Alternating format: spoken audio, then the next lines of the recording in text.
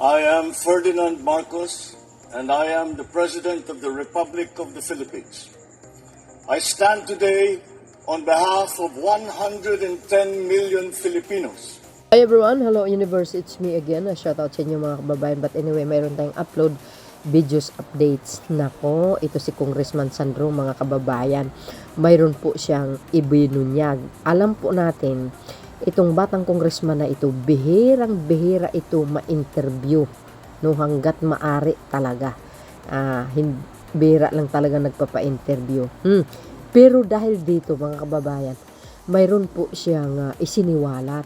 Nung time na eleksyon, no, si Pangulong Marcos Jr., itong mag-ama, nagpunta doon sa dating Pangulo at humingi sila ng suporta. Kanya lang, mayroong guys, may deal. Mayroong hiningi. Grabe naman. Ang tindi nun Hi mga Beshwa, it's me again. Hello Philippines. August 9, 2026. Ito po yung isiniwalat ng ating future president. My gosh. Sasabihin na naman ng mga DDS, gawa-gawa. Yun ang paningin nyo gawa-gawa, pero hindi nyo alam.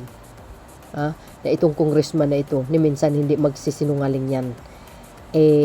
Galing ito sa prominenteng pamilya at professional ito. Ama na sa kanyang ama. Pag nagsalita ito, credible, legit, ika nga. Ito yung sinabi mga kababayan. Dito mga kababayan ng Hello Pinas, marami silang hiningi. Isiniwalat ni Ilocos Norte Representative Sandro Marcos ang umano'y mga kondisyon ng Duterte administration noon kapalit ng suporta sa presidential bid ng kanyang ama si Pangulong Ferdinand Marcos Jr. Wow! Ano kaya ito? Basahin po natin para kumpleto, detalyado. Tuloy! Sabi po dito mga kababayan, ayon kay Sandro, nang humingi ng suporta sa Malacanang ang kanyang ama, pinatawag sila at mga 2 oras silang naghintay at nakatambay lamang. Sa halip na ang Pangulo noon ang kanilang makaharap, 3 tao ang humarap sa kanila at nagtanong tungkol sa plano ng kanyang ama. Wow, pinaghintay talaga. Ang Pangulo ng bansa, ang future president. Sa halip na ang Pangulo noon ang kanilang makaharap. Aba, pa-VIP. Biro mo yun. Pero hindi nila alam. Siya pala ang naging Pangulo ng Pilipinas ngayon. Aba, ayan Biro mo, 2 oras naghintay guys. Pinaghintay. Tapos hindi naman pala humarap. Ito si Digong. Pa-importante pa talaga. Sabi dito, we were put in front of 3 people. And they essentially, ask, anong plano mo? Anong magagawa mo para sa amin? Wika niya. Talaga, Sino kaya yun? Mga yun, Ayon po kay Sandro, isa sa mga taong humarap sa kanila ay isang nakaupong opisyal ngayon. Sino kaya? Sino kaya? Hindi niya pinangalanan mga kababayan, Sabi po dito, sinabi niya kay Pangulo na, sige, suportahan ka namin on the condition that kami yung mamili ng executive secretary. Ay, grabe. Kami yung mamili ng speaker. Aba. Kami yung mamili ng Senate President. Aba.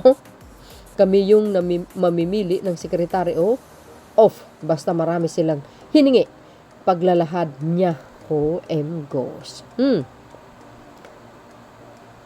OM goes. Kaloka. Pag alis umano nila sa palasyo, tumingin ang kanyang ama sa kanya at sinabi, alam mo, kung kulang na lang, papatayin nila ako. Grabe Grabe talaga mga bes. Biro mo. Ibig sabihin, ito si Digong. Galing sa sinabi niya. So I think, may basbas si Digong dito sa 3 tao na humiling na may kondisyon, ika nga. Pag nanalo si Pangulong Marcos Jr., sila ang pipili ng ES, Speaker, Senate President, for what? So do you think, mga kababayan, gagawin ni Pangulong Marcos Jr. yan? Na magpa-under sa mga Duterte? Of course not. Look at now. Ano nangyari? Wow! Ang galing. Kaya nga mamulat na ang mga mata nyo. Hindi pwede makabalik ang mga Duterte sa palasyo. Gusto nila, kahit si Pangulong Marcos Jr., ang naging Pangulo, kontrolado pa rin nila ang administrasyong Marcos Jr. So, nagkamali ang mga Duterte. Matalino po ang nakaupo sa Malacanang. Of course, hindi magpa-under yan. Sus, no. At sino naman si Raulo na magpa-under ka sa mga Duterte aber?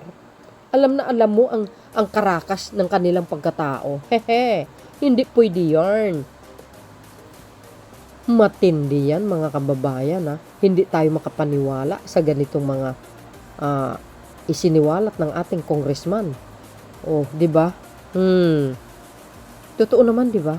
Sabi nga ng Pangulo, kulang na lang papatayin siya. Di ba yung ginawa ni Sara Duterte? She treated the president. Di ba? Pag namatay ako, sabi niya, patayin niyo si BBM, si Speaker, tsaka si Lisa Araneta. Ganun kahalang ang bituka nila. Di ba? Sino naman ang papatay sa kanila? Wala namang papatay sa mga kay Sara. Wala. Wala walang bakas. Si Pangulong Marcos Jr. Ang pagkikitil ng kapwa-tao. No. Malinis ang pagkatao ng Pangulo. Kaya, malabo mangyari yan. Ayan, wow, grabe pala guys, itong nangyayari. Saan doon ibinulugar o manoy, mga kondisyon ng Duterte admin noong kapalit ng suporta sa ama. Alam nyo guys, kahit hindi humingi ng suporta si Pangulong Marcos Jr., ay panalo siya. Oo, kasi ang ibang DDS hindi naman talaga sa binuto. Nanalo ito si Sara dahil sa mga Marcos loyalist. 'Di ba? Kaya naman siguro pumunta si Pangulong Marcos Jr. para hilingin naman ang suporta, 'di ba? Pero dahil diyan ay antindi, guys. Of course. Tingnan niyo naman ang Pangulong Marcos Jr. sa kanyang pamumuno, pinairal talaga ang batas ng Pilipinas. Ayan. Sasabihin pinakulong niya si Pangulong si dating Pangulong Digo. Sumunod lang sa batas kung anong nakasaad. At saka yung kaso niya yan sa International Criminal Court. Kaso niya yan, crimes against humanity. Sa mga EJK, di ba? So, ang tindi pala, ang hiniling nila, yung kondisyon, ang kakapal. Grabe. Ngayon, kaya gumagalaw sila para kalabanin ng Pangulo. Siniraan nila. See? Pero hindi nila kaya si PBBM, guys. Mark my word. Sabi po din dito, guys, ng DCMM Radio, binanggit ni House Majority Leader at Ilocos Norte, si 1st District Representative na tila nakita na niya dati na magwawawatak ang unity team dahil sa umano'y power struggle dahil sa iba't ibang partidong nakapaligid dito. Wow. Totoo nga yung kanyang nakikita. Yes. Ikinuwento ng presidensya na noong nangampad niya ang kanyang ama at hinihingi nito ang suporta ng dating administrasyon. Pumunta sila sa Malacanang kung saan isang sitting official ngayon ang nagsabi sa kalukuyang Pangulo Ferdinand Marcos Jr. na sila ang mamimili sa ilang matataas na opisyal posisyon kapalit ng kanilang suporta. Sino kaya yun, guys, no? Dapat tanggalin. Sino kaya yun? Hindi natin alam. Dagdag ni Representative Santro, paglabas nila matapos ang naturang meeting, ibinanggit ng kanyang ama sa kanya na alam mo kulang na lang patayin nila ako. Wow. Yun naman talaga, di ba? Ginawa ni Sara Duterte. Ay, naku po. Pakinggan nyo to, guys, no? Slightly lang. Nung nangangampanya ng aking tatay, tapos hinihingi niya ang suporta ng Malacanang, tinawagan kami. Pinapunta kami sa Malacanang. Pinahintay kami dyan. Mga 2 oras kami nakahintay. Nakatambay lang dun. And then, nakaharap kami. I'm never gonna forget. Andun kami sa Presidential Guest House, pinasok. And at the time, there was still no official endorsement from Malacanang. And Bumabanat pa nga yung presidente, no? exactly. And so we were supposed to meet the president at the time. But instead, hinarap kami sa 3 tao. Hindi ko na lang babanggitin kung sino. But we were put in front of 3 people. And they essentially, asked, ano plano mo, ano magagawa mo para sa amin, etc., etc. And then there was one person who's a sitting official now, hindi ko na lang sasabihin, but that's a clue. He's a sitting official now. Sinabi niya kay Pangulo na, sige, suportahan ka namin on the condition that kami yung mamimili ng ES, kami yung mamimili ng Speaker, kami mamimili ng Senate President, kami mamimili ng Secretary, basta marami silang hiningi. Marami silang hiningi. Biro nyo yun, mga kababayan. Ang kakapal, no? Gusto nila, sila pa rin ang, hahawak sa bansang Pilipinas kahit si PBBM ang mamumuno ng bansa, kahit Pangulo. Ano ka? Hilo? Gunggong? Ano naman ang palagay nila kay Pangulong Marcos Jr.? Gagawin niya yun? Of course not. Ang kakapal. Hindi lang nahihiya. Yak. So, sino naman kaya yung sitting official ngayon? Mahiya ka naman sa sarili mo. Do you think papayag si PBBM? Siyempre hindi. Matalino yan.